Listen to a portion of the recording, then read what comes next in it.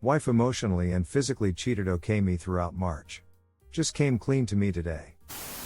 Hi all, I have had the worst weekend so far. I 33 have been married to my wife 30 for 6 years now.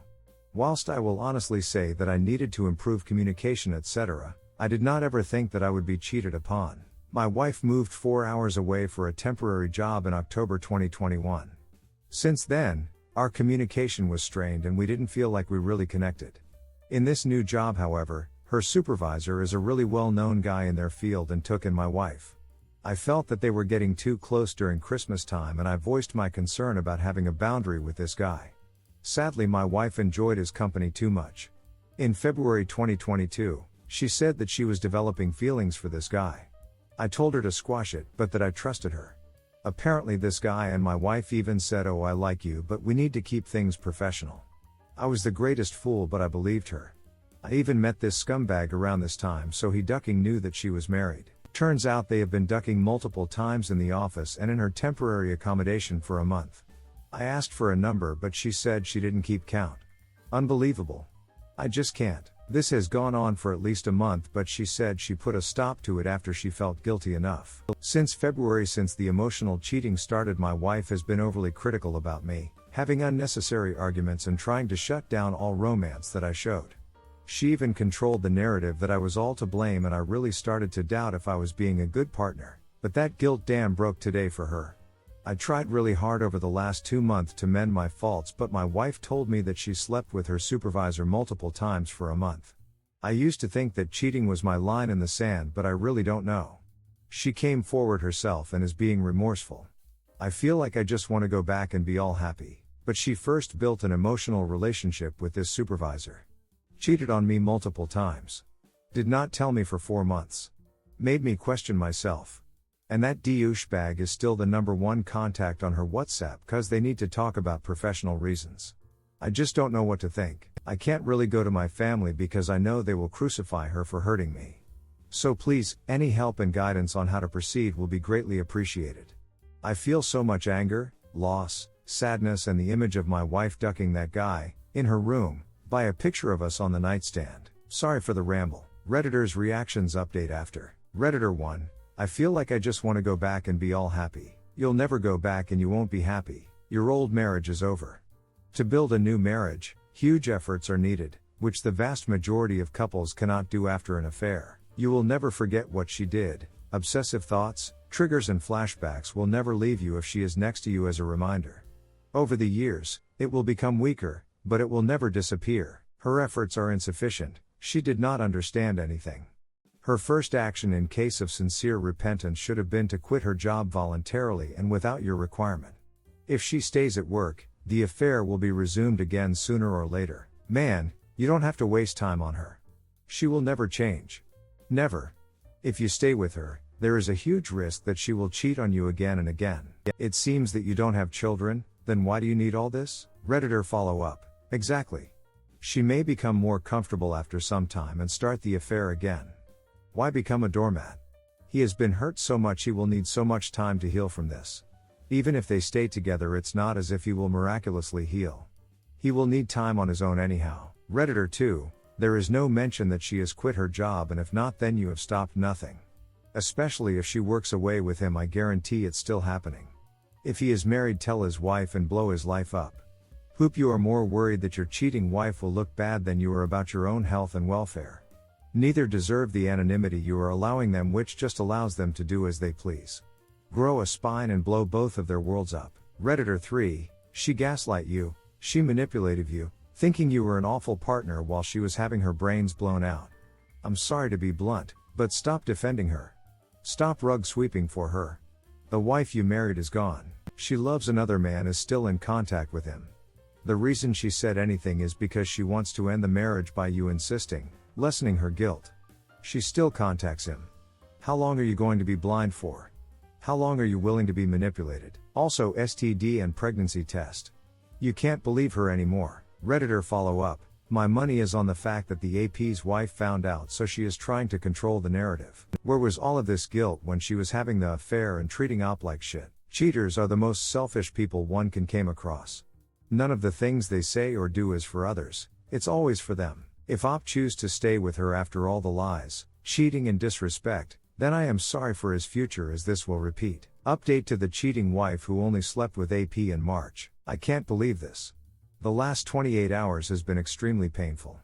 I wanted to respond to all of your very helpful messages, but I felt like I had to keep digging. I thought I will find a hidden dynamite. But instead I hit a ducking thermonuclear bomb. That worthless soon-to-be ex told me on Sunday at 1400 hours that she had only had a physical relationship for a short time in March.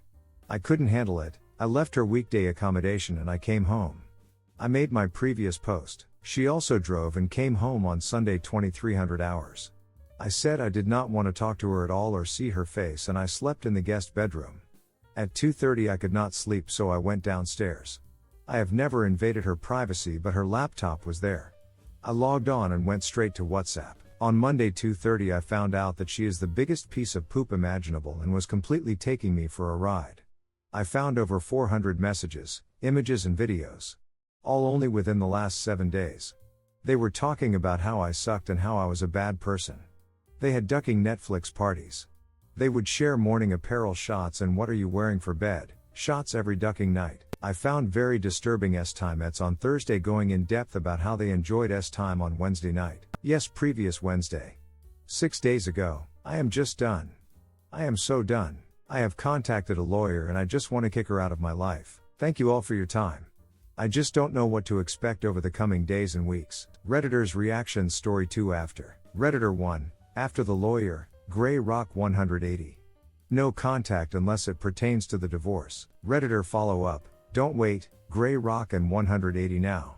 Op, don't reveal your sources and tell her that you know all but don't reveal too much. Let your lawyer to handle all of this and report them to HR once the divorce is settled. Don't rock the boat until you are divorced. Redditor 2, well, better late than never. Now don't fall for crocodile tears. Don't tell her you are going for divorce, as she will put on her crocodile tears and make your life miserable. Just contact your lawyer and when papers are ready serve her directly and make her move out. No drama, no bullpoop. Don't fall for her manipulation again.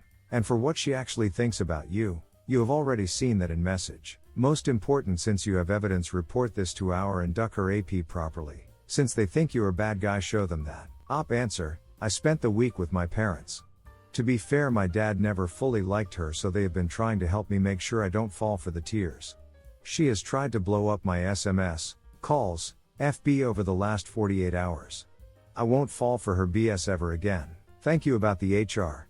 This douchebag is a world-renowned professional with many international contacts. That said, if I expose this to the national board, his career will instantly evaporate.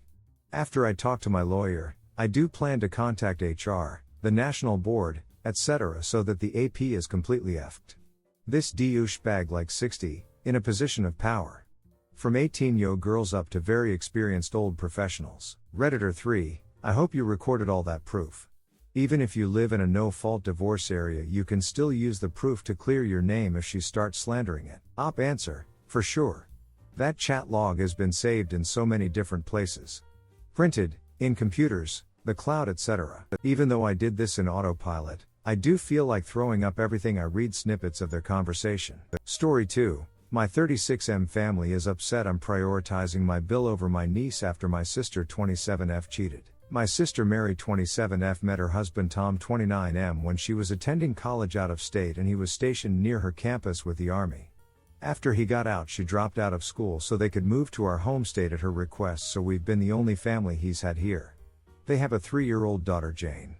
Not long ago, a guy, call him Bill, reached out to Tom on FB and told him that he saw my sister has a 3-year-old kid and that there's a possibility my niece may be his child. He and my sister had been having an affair from the time they moved home until shortly after she found out she was pregnant. He had to move away for work and my sister never mentioned the pregnancy to him, or that she was married. Tom confronted Mary and eventually she admitted to the affair. 2 paternity tests later, it was confirmed my niece is not Tom's child. He has been devastated. Bill wants to be in Jane's life, but my sister and family are staunchly against this. They say Jane already has a dad, Tom. Tom has been going to counseling since Biodad first reached out to him, and he just cannot see Jane the way he used to or be around her, or talk about her, without breaking down. He says it hurts too much and he feels like his life has been based on a lie, nor can he really imagine staying in her life with Bill around. Since they separated, I have been letting Tom stay at my place since he has no family here. My sister thinks I'm out of line letting Tom stay and that I'm depriving my niece of her uncle. She doesn't want Jane here so long as I'm supporting Tom. Fair, I guess, and Tom has offered that he would go to friends or out if I wanted to babysit or spend time with my niece. Also fair. Personally, I sympathize with Tom. I'm not an affair baby, but my mother was pregnant with me when she met my sibling's father. He made the stipulation that he'd stick around, but my bio dad and bio family could not be around, and my mother agreed. He treated me differently once my sister and brothers were born, and even more so after he and my mother divorced. My paternal family reached out eventually and I learned the truth, and I got to know them. This pissed off my adopted dad to no end, and his family as well. Said it was a slap in the face that I would even want to know my other family. They were my family and it was ungrateful of me to forsake all of that. I don't want my niece to possibly go through that. Getting stuck between families is the worst, so I've been helping Tom find out more about Bill and mediating between them when they talk. Bill seems like a real stand-up guy with positive people around him, and wants to take my sister to court for custody, and Bill as well to get taken off the birth certificate. I support both of them in these decisions and have offered to help if they need it.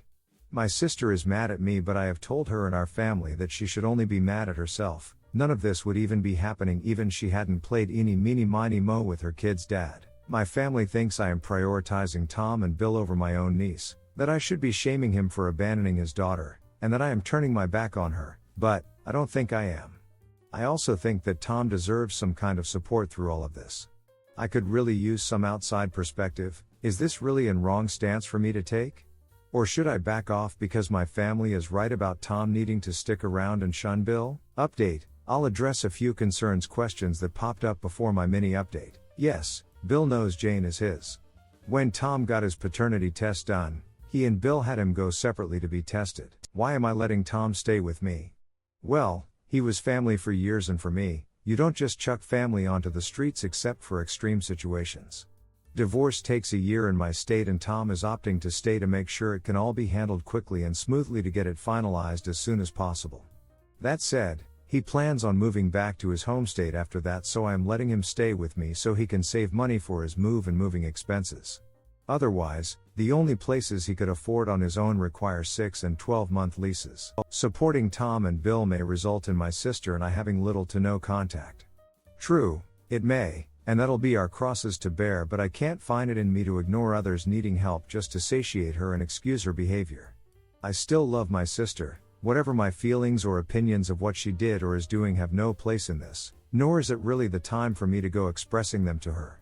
Bill's lawyer says it's very likely Bill will wind up with a custody arrangement, and he has assured me that if things do go south with my sister that she won't let me see my niece. I'd always be welcome to visit them to see her during his time with her. It's not a huge update but rather surprising. My sister is still being cranky and doubling down, doing all she can to guilt Tom into reconciling and adamant about Bill not being involved because she has a husband that just needs to realize they can work through this. Tom is Jane's dad and Bill is not needed. So, May there. Last week I went on a fishing trip with both Tom and Bill for the three of us to just relax and forget all this nonsense for a bit. Once we got back, my mother showed up to try talking to me about why I am doing any of this. Surprisingly, we had a decent talk after some heated tension. I wound up showing her the post, and while she wasn't happy I was airing our laundry, it helped a bit. Ultimately I was able to get it through to her that given the circumstances and the high probability Bill is going to be a presence in Jane's life from here on out, the best thing for Jane would be if our family and Bill could at least coexist. I asked her how she would feel if her granddaughter was constantly having to choose who to spend time with for birthdays, graduation, prom pictures, etc., or God's forbid, we all put her in a position that she would have to lie to everyone about what she wanted just to not hurt feelings. It took a while, but that seemed to at least get through to her a bit. She's still not happy about the whole situation, but she did agree to a dinner in a public place to meet Bill and some of his family, and I'm happy to say that that wound up going off really well and Bill's mother had a good heart-to-heart with her. So, some progress. Thanks again everyone for the support. Redditor's reaction story 3 after. Redditor 1, stand firm up. You are a good person.